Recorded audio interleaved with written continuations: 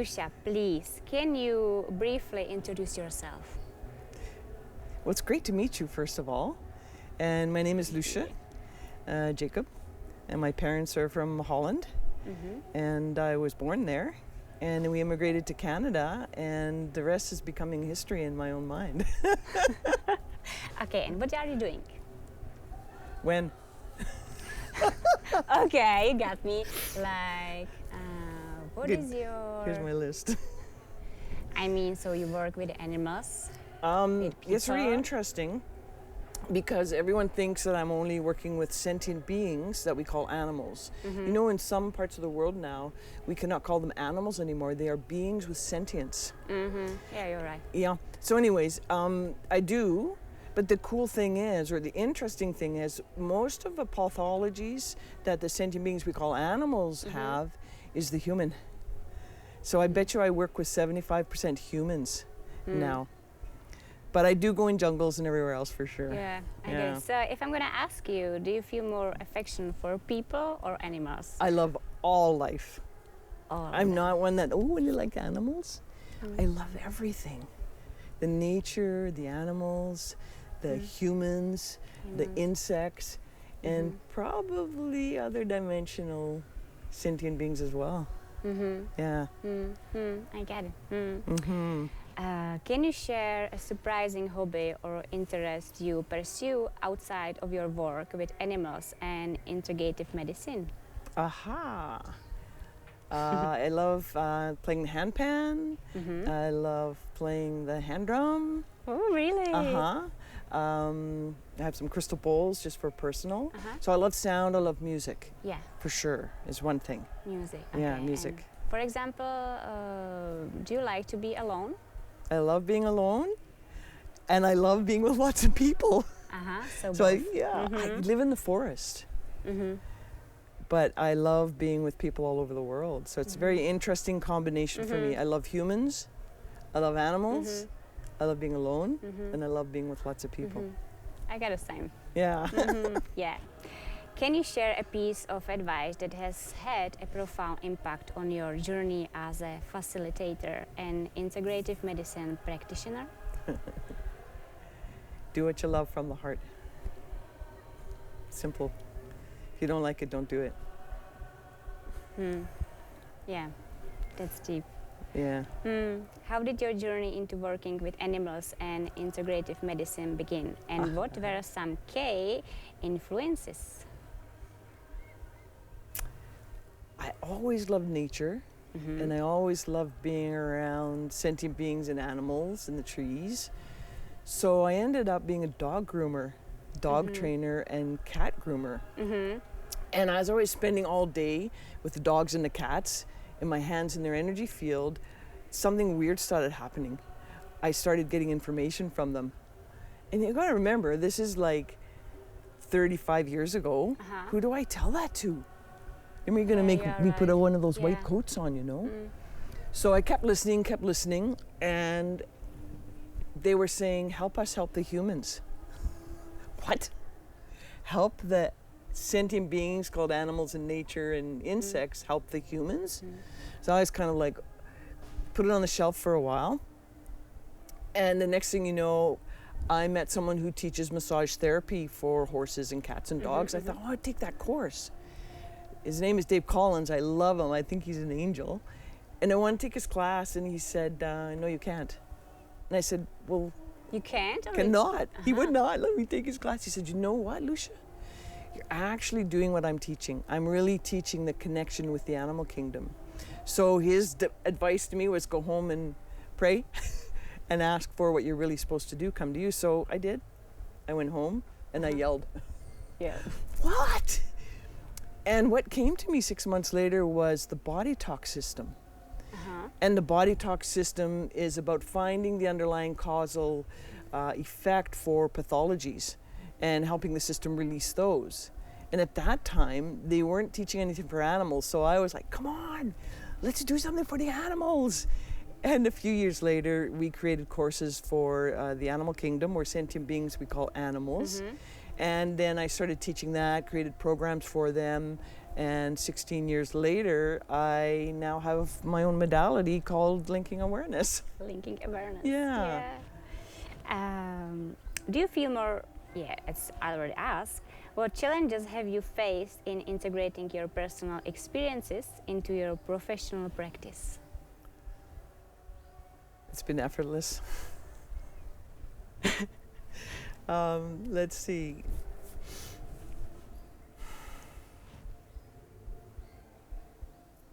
Not feeling bad when all the doors keep getting opened for me and other people are struggling. Because it feels like when you're doing what you came to do in this place we call Earth, doors just keep opening for you. And then you see other people have fears or they're struggling and they get blocked. Yeah, the fear is very strong. You know, so then I had to let go of feeling bad if it didn't work for them. You know, I was an athlete for a long time and I played really high level, it's called racquetball. And I was in the top 3 of our province in Canada. And I still remember I'm playing my doubles partner in the finals game for a singles racquetball and I'm serving. And I know I can serve and she can't get it and I'll win. It took me a long time to serve because I felt so bad that I was going to finish and win the tournament and she was my partner. So finally I did serve and I did win. So my challenge has been feeling bad about things functioning, things working out, and other people struggling. Because this is my passion. This is why I came to the Earth. I understand, right? I understand. Yeah, I understand, what are some of the most profound lessons you have learned from integrating different healing practices into your session? False evidence appearing real, called fear, creates blocks in your life. Great blocks. So if someone's afraid of something, they attract it. Yeah. But it's not real. But sometimes it's really hard, you know, to work with the fears, and especially if you know that you're attracting those stuff and fears. Yeah. But that's the way, isn't it? That's the way how you can work on it and work with that fear. Sometimes it's not really easy. And it make you stop. That's what happened to me. So in my experience, as soon as I feel there's a fear, then I know that that's a block or a belief system deep inside of me, and I'll move towards it. Because I know it's actually not real. It's just putting something in front of me that wants to try and stop me. So I've learned a lot of ways to do my inner work over the years. And as soon as I can feel that, then I will either call someone to support me or go into my own meditative processes and transcend the fear. But so the fear usually shows me something big is going to happen, you know? So I might say, I had a fear of working in front of very large groups because I like small, intimate groups. So here I am. But yesterday I was on your workshop and it was full house. Yeah. And that meditation was perfect. I was like, I couldn't wake up. I was like, where I am. Like, you know, it was very strong meditation, and I love it. Thank you for that. So that's one of those things that I didn't want to do big groups for whatever reason. Doesn't matter. And when I got invited, what did I do? I said yes. Because I knew that that would transcend some fear I had about, and it's not that I'm afraid of large groups. I'm not interested in the ego getting attached to being able to create the space for big, large groups, even though I know I can, and I do. Yeah. So nice. Yeah. Thank you. Maybe I had a fear of falling off my horse before. Or not. How can you describe a particularly meaningful seminar or retreat that stands out in your memory? I did a lot of orphanage projects on a little island called Batam, and it's between Singapore and Sumatra. And after the big tsunamis in Aceh, a lot of the kids lost their families, so they got put into 21 different orphanages. And so I was able to go into Muslim, Christian, non-religious orphanages in a state of neutral and teach them healing modality that they could do for themselves. And so that's probably one of my most memorable experiences. I've got a lot, I have a huge list. And also to be supportive of the sex trade of children in that area is very rampant. So being able to bring healing and potentially change for that not to happen. And how do you work with that emotion to stay in, to be neutral? How do you work with it? Because, you know, it must be really hard because you can see those children, they are, like I said, they are crying. Those emotions are really hard. Yeah. And still, if you know, you are in a high level, you are still a human and you feel it. Yeah. So how do you work with that, with those emotions? You trust that everything's perfect the way it is, and you've been called in to co-create some change. So I could talk about another project, working with sun bears. So a lot of the bears in Asia, they get put into tiny little cages, and they get a little shunt in their gallbladder, and they drain off the gallbladder bile because in some places in the world they believe it's an aphrodisiac for their sexuality.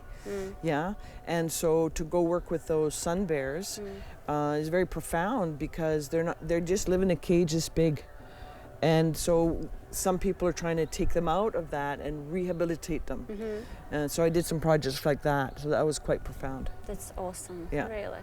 And the more I can cultivate this state of neutrality, the more effective the change could be. Yeah? Yeah, you are right. I understand. I have another story for you if you want. I have lots of stories. Yeah, come on, you can say. I can't say where it is, but it's somewhere in the world where I work with a zoo, and the head person of the zoo was super great to have me there. I brought 50 students there, body talk for animals and linking awareness, nonverbal communication. And we did sessions for the animals in the zoo. It was amazing. And then I got called to work with the tigers. And so they were doing some work with the tigers, and the tiger said, please come back on your day off and do some more sessions for me, because they were going to use a dart gun to sedate a tiger and do some work with the tiger. So then when I came back, I think I'll make the story very short, is the tigers showed me that the veterinarian who invited us there was breeding them, killing the cubs, and selling the cubs on the black market.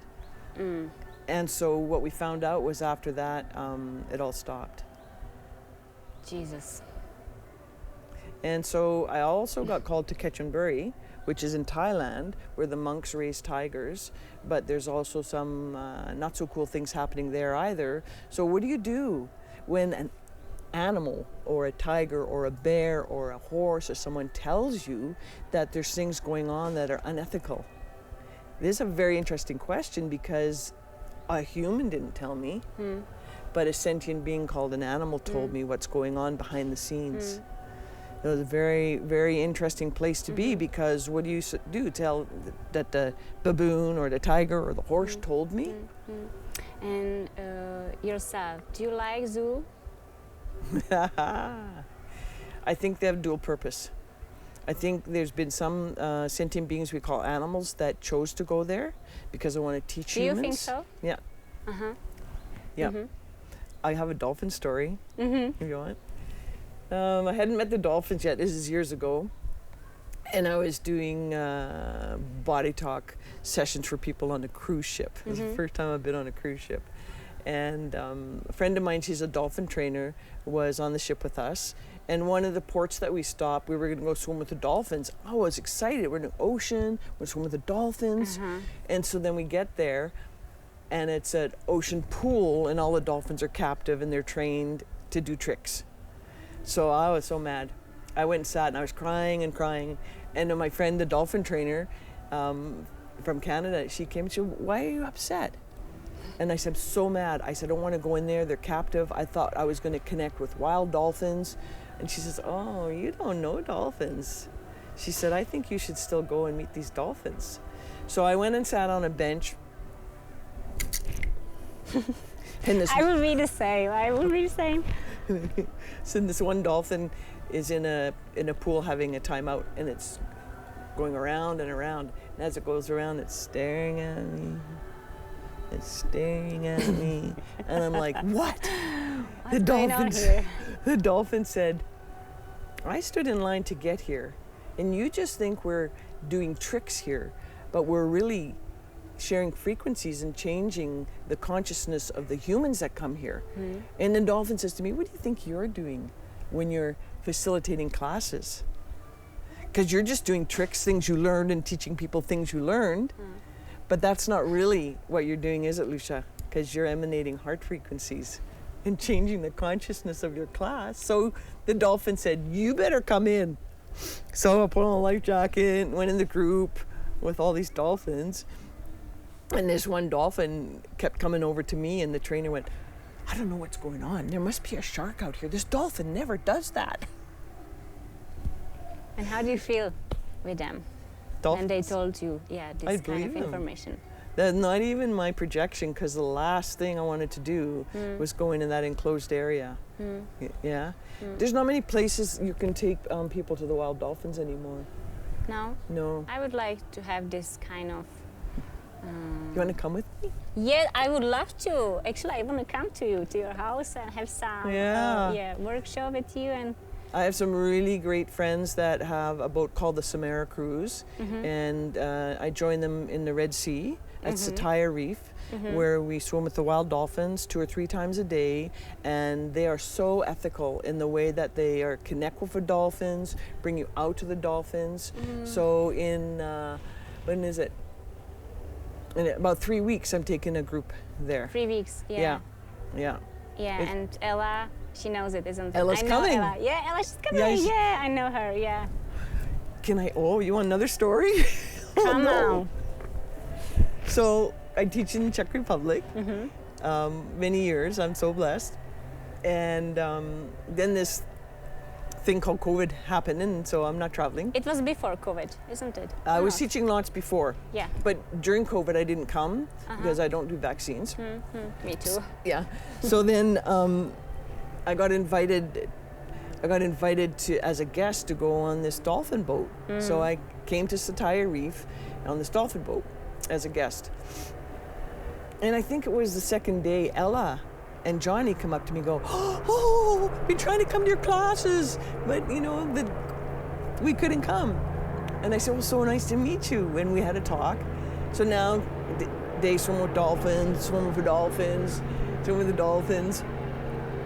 I think it was maybe day 3, the dolphins speak to me. And they said, "You have to train Ella to teach Lincoln Awareness Journey in the Czech Republic or anywhere in the world." And I'm like, "No, That's I amazing. can't." That's amazing. Because people have to take my classes for 4 or 5 years and first. did you know her before? No, never met her. And I'm going like, should I listen to the dolphins? So I had to talk with Ella and Johnny. I said, "You know what, Ella, I don't know what's going on, but I'm going to trust the dolphins. Will you come to Canada, come for 3 months, do an intensive training?" You've never even she never came to my class before. So Ella came for 3 months, and she's doing amazing. Yeah. I'm so blessed to have her I had here. experience with her because my dog passed away in January, and it was really, still it's really hard for me, and everything changed. How does it work, these things, and she really helped me. Yeah. And I'm really thankful for her, and she connect me like with you, and Yeah. They come back, sometimes. Mine did. I hope so. Yeah, it's a good story. Anyway, how do you feel about Healing Festival? Do you feel impact your practice and personal growth? I've been to a lot of festivals and functions, and it's so well organized. Everyone's so open and nice, and I'm watching, because I can see things, and I'm seeing people work together, really work together. And the atmosphere, who you have here, I love it. And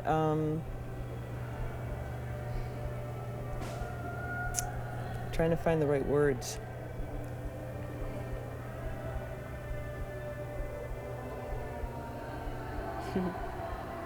I wish, because I'm seeing because I can see energies and I'm seeing so many people's lives change in profound ways.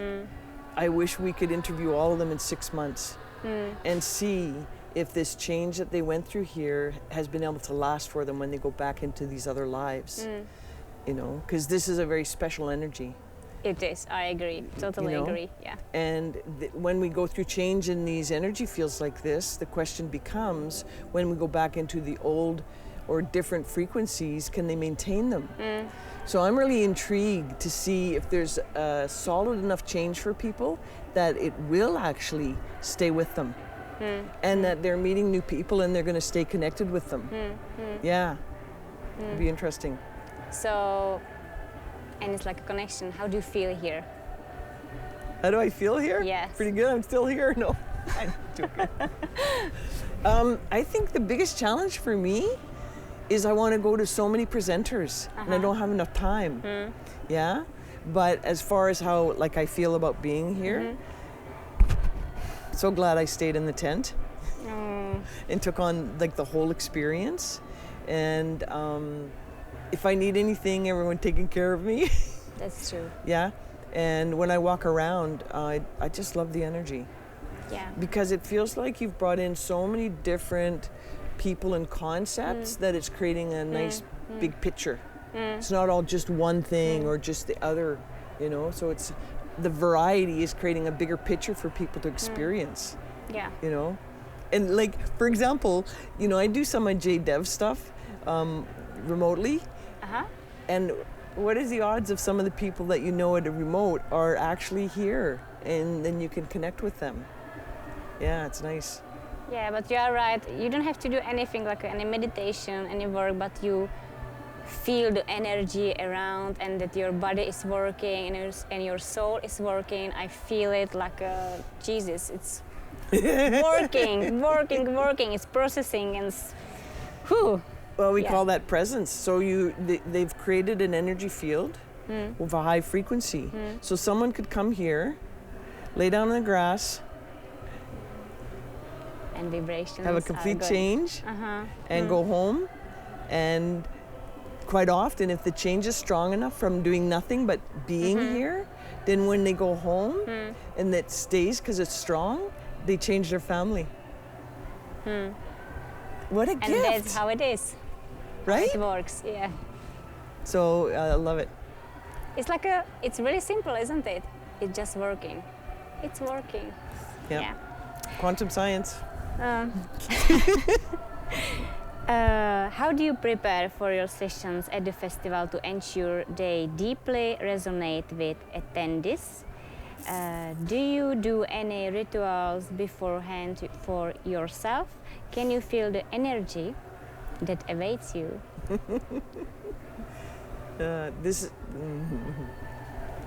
I walk my talk every moment of every day, so I'm always prepared. It's my first answer. Yeah. I have my own way of preparing, and I don't want to call it meditation, but some of it's meditation, some of it's guided journey work. And all my presentations have specific music at the beginning that also prepares me. So it's like a trigger to prepare myself. But I think after all these years, it's just who I am. It's just what it is. So it's not put this on and make like it's that. It's just everywhere I go, it's like this. Yeah. You see?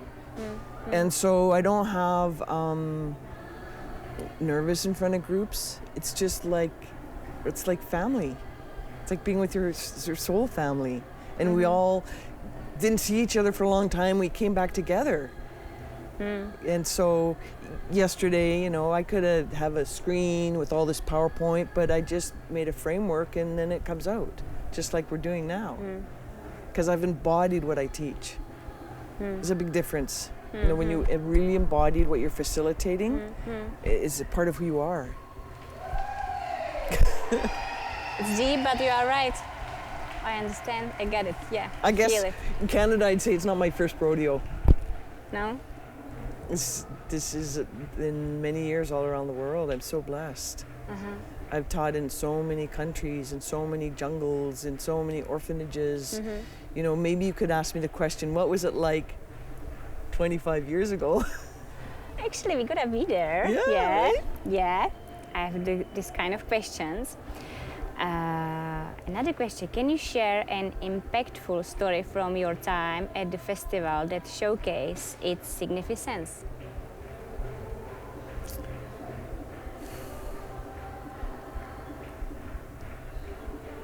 One's personal and one is in general. So there's kind of two different things for me. Okay, just for example, the general. I just had the most amazing massage. Really? It was full. I couldn't get there. And how was it? How did you feel? The perfect person I don't have any words because whatever was interfering with my body is gone. But here's what I believe. It's the collective energy of the festival that is creating a potential field to go through deep process and healing in. So now I get the perfect massage person at the same time as the quantum field that you guys have created, or we've all created here, gives this high frequency potential for big change and healing. So, you know, maybe it's because I bought this and it makes me feel better. You bought it here? Of course. I love it. I know. Love it. Yeah, Isn't it it's so beautiful. You are beautiful. Yeah, and so it's, for me, it's collective. It's, you know, and I would say before I had the massage, I did the Kundalini Yoga with Jay Dev. And in my classes, I have a buddy of mine, Renee Pacha, who at the end of every day, he teaches Kundalini Yoga. So Kundalini Yoga is a big part of my classes now. Oh, really? Yeah. Because what we're noticing is the big changes that happen when we can do the end of the day Kundalini Yoga, it helps bring it all together. So you recommend to us do Kundalini Yoga on the end of the day? Isn't that interesting? Because Pacha would normally do it at the beginning of the day before class. And I said, you know what? I'm getting an intuition to do it at the end of the day. And so we did. And he said, I would have never thought how powerful that is at the end of the day to help kind of anchor in everything they've gone throughout the day. So anyways, I went for a Kundalini Yoga and I had a profound experience. I really had a profound experience. I'm very grateful. Yeah, it's the power of that big group. So that's why you're brightening. You're like a sunshine. Yeah, really, really. Yeah. How do you balance your personal life and life dedicated to healing and connecting? Because, you know, it's like a work energy and... Not work. That's the thing. Not work, I think too many people consider it their job. It's my life purpose. That's why I came from where I came from and incarnated here at this time. And it's, for me, it's very much about the anchoring of the new earth. So it's never felt like work.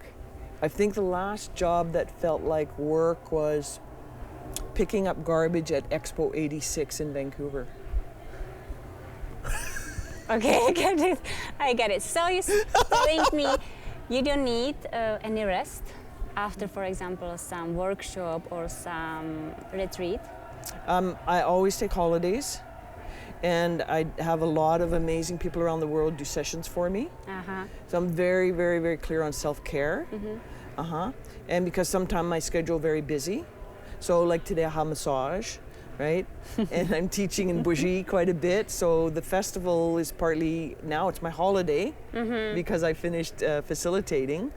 But facilitating for me, see, it's not work. It's part of you, part of your life. It's just sharing amazing things. But when I do that a lot, I always make sure I take a holiday, even when I travel. I always book in whatever holiday, but I'm also always doing self-care. So whether it's massages or acupuncture or self-meditation, maybe sometimes hape, you know, because I believe in the plant medicines helping too. So when I get home, I'll sit with the plants and go ride my horses. Oh my God. Right? I love horses. Yeah. Yeah. That's and amazing. you know what? I have really good friends Yeah, and met a new partner in Egypt, so it'll be interesting. I'll go see him soon. Oh, really? Uh-huh. In Egypt? I know. Oh, okay. What are some new direction or your project you are exploring? Oh, yeah. Took me a while to say yes to this one. Exploring the inner alchemist. Alchemist. So the inner alchemist is our innate wisdom or body intelligence, have a lot of different names. And because my courses are linking awareness journey, and that starts to make us aware of our subtle senses and our ability to take a guided journey to heart brain and manifest from that place. And then the next one, linking awareness adventure, is removing more of the genetically engineered programs that interfere with our full capacity, which includes the activation of our non-encoded DNA, because working on double helix, it's a little limited. Double heal, yeah. Right? Double heal. So that's a part of my classes, releasing blockages from the atlas. The C1 is a slave collar, activating the Barthari gland and the hippocampus, which connects us to all memory in the quantum field, because memory is not so much in the brain. So then we start to open up more.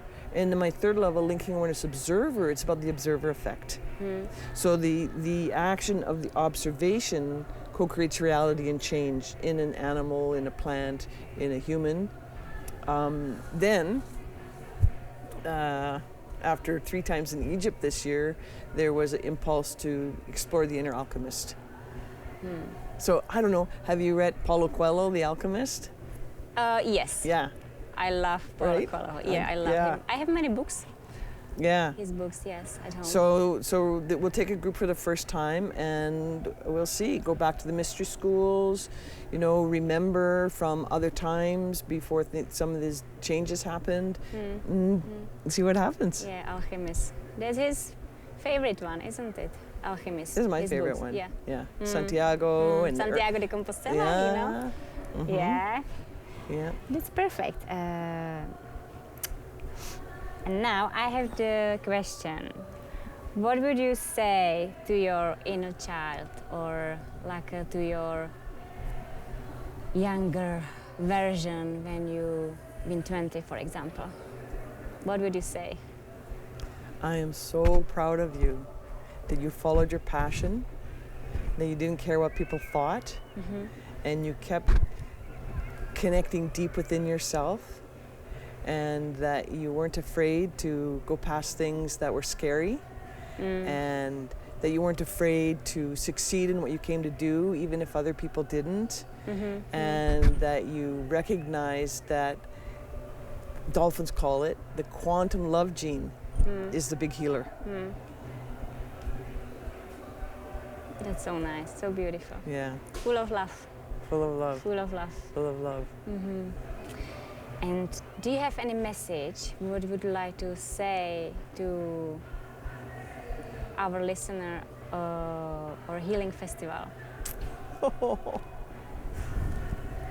Okay, come on, I'm listening.